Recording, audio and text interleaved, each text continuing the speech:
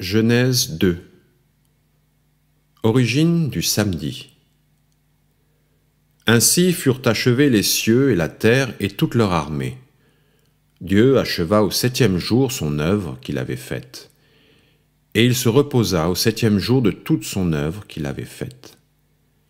Dieu bénit le 7e jour et le sanctifia, parce qu'en ce jour il se reposa de toute son œuvre qu'il avait créée en la faisant. Voici les origines des cieux et de la terre quand ils furent créés. Lorsque l'Éternel Dieu fit une terre et des cieux, aucun arbuste des champs n'était encore sur la terre et aucune herbe des champs ne germait encore, car l'Éternel Dieu n'avait pas fait pleuvoir sur la terre, et il n'y avait point d'homme pour cultiver le sol. Mais une vapeur s'éleva de la terre et arrosa toute la surface du sol. L'Éternel Dieu forma l'homme de la poussière de la terre, il souffla dans ses narines un souffle de vie, et l'homme devint un être vivant. L'homme dans le jardin d'Éden. Puis l'Éternel Dieu planta un jardin en Éden, du côté de l'Orient, et il y mit l'homme qu'il avait formé.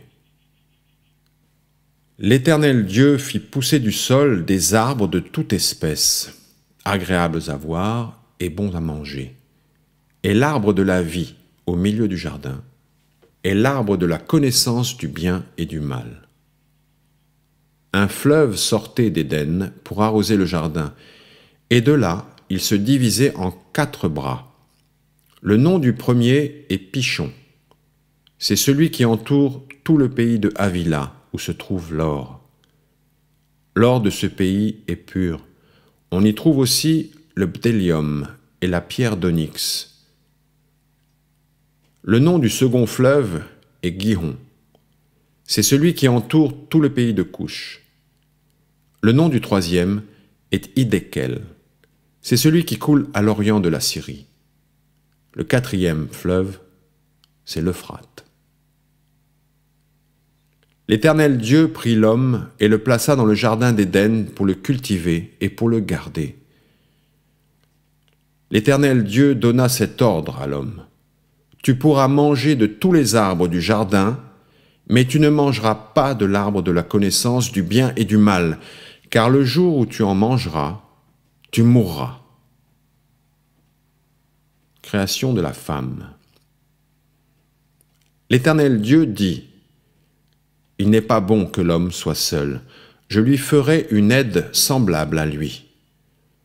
L'Éternel Dieu forma de la terre tous les animaux des champs et tous les oiseaux du ciel, et il les fit venir vers l'homme pour voir comment il les appellerait, et afin que tout être vivant portât le nom que lui donnerait l'homme.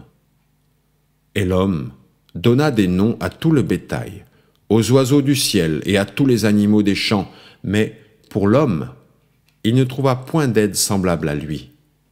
Alors, l'Éternel Dieu fit tomber un profond sommeil sur l'homme qui s'endormit. Il prit une de ses côtes et referma la chair à sa place. L'Éternel Dieu forma une femme de la côte qu'il avait prise de l'homme, et il l'amena vers l'homme. Et l'homme dit: voici cette fois celle qui est eau de mes os et chair de ma chair. On l'appellera femme, parce qu'elle a été prise de l'homme. C'est pourquoi l'homme quittera son père et sa mère, et s'attachera à sa femme, et ils deviendront une seule chair. L'homme et sa femme étaient tous deux nus, et ils n'en avaient point honte.